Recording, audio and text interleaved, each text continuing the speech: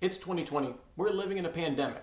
If you didn't just get off a Zoom call to watch this, you're probably jumping on a Teams meeting right afterwards. Or maybe you've got a FaceTime with your parents to check in with them later tonight. Or maybe you have a virtual happy hour scheduled in a Facebook Messenger's room. Or maybe you forgot to turn off the default teleconferencing in Google Calendar and you're using Hangouts. Sorry. Hey, at least it's not WebEx. But other than face masks, nothing has quite encapsulated living through the COVID-19 pandemic quite like video conferencing all the time. But you notice one name I didn't mention there. Skype. At one point, Skype was the Kleenex of video calls, essentially defining the category for a generation of users. But in an age of ubiquitous teleconferencing, it begs the question, what happened to Skype?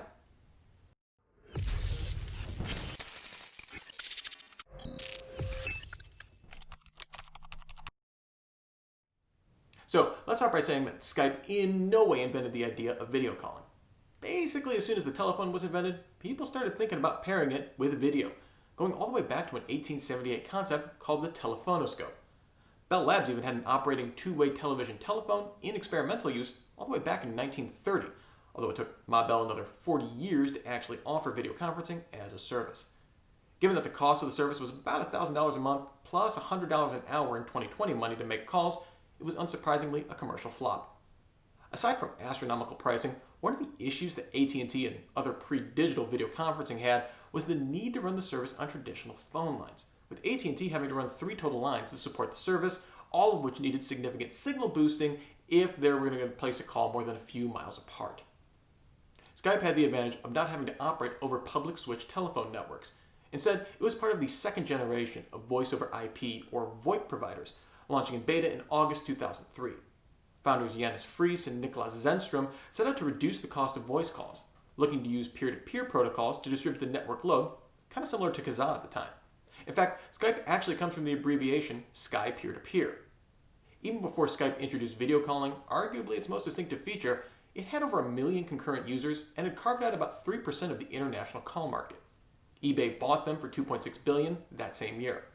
They then launched video calling in 2006. Flash forward, they got sold to Microsoft for a cool $8.5 billion in 2011. At that time, they had about a third of the international call market, saw 30 million simultaneous users, and 100 million monthly. So, why isn't Skype having another moment in our work-from-home exodus? Part of this comes from crucial missteps in the move to mobile. As I said, Skype was founded as a peer-to-peer service, using the proprietary Skype protocol. This worked fine for PCs that could run the client quietly in the background, but didn't scale at all for smartphones, as they were starting to eat the world. Skype actually had been on Windows Mobile and Symbian in the late 2000s, but hadn't been able to extend its video features to mobile due to that P2P problem. Microsoft began moving Skype over to its cloud servers and Microsoft Notification Protocol in 2013, but by that point, FaceTime had already debuted on iOS, and apps like WhatsApp, Messenger, Snapchat, and WeChat began to eat into it as a straight-up messenger. During the early to mid-2010s, you could just feel Microsoft knowing that Skype has a ton of value and trying to put it in front of as many people as possible. It integrated it as the default messenger in Windows 8.1, it shipped it with Xbox One, and integrated it into Outlook.com. Got it in front of plenty of people, sure, but resulted in a lot of mixed UIs, redundant notifications, and just straight-up inconsistency. Listen, you've got to hand it to Microsoft. When they don't get mobile, they really commit to not getting mobile. Seemingly realizing they were missing the boat in messaging apps, Microsoft rolled out a major redesign to Skype in 2017, with a UI that was clearly aping the popularity of Snapchat and trying to appear youthful in the most painful "how do you do, fellow kids" possible. This made the app less useful to those that already counted on it and did nothing to attract new users. Microsoft also diluted the Skype brand, rebranding its enterprise IM platform Link to Skype for Business in 2015. This led to even more confusion, as the service could technically call regular Skype users, but the overall service remained distinct. Skype for Business was a usability and technical dumpster fire, and it surprised no one when Microsoft announced that Skype for Business would be replaced by Microsoft Teams in late 2017, just 6 months after Teams launched to the public. So, Skype was late on mobile, launched a failed thirsty redesign, and was a disastrous Link rebrand. But why didn't people turn to the service during the pandemic? Well, to a certain extent, they did. Microsoft said it was seeing daily Skype usage up 70% to 40 million users in late March 2020. But that pales in comparison to the growth we've seen in Zoom usage. Part of that is certainly due to the fact that Microsoft still tied Skype usage to accounts, requiring sign-ins and passwords that people probably forgot after months, if not straight up years, of not using the service. Say what you will about Zoom's security and privacy concerns, there's a lot of them. being able to join a meeting with just a URL and no account went a long way to getting people on board with the service.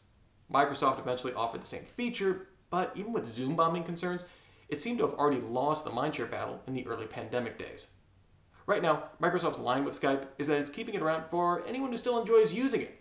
After years of misunderstanding its potential and the company's clear success in pushing Microsoft Teams, it's probably the best case scenario for Skype.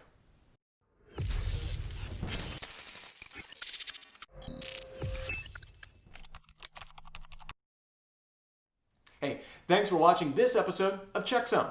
Be sure to like this video and subscribe to the Gestalt IT YouTube channel. And let us know, what do you see as Skype's biggest misstep to date? Let us know in the comments. Can't wait to hear from you.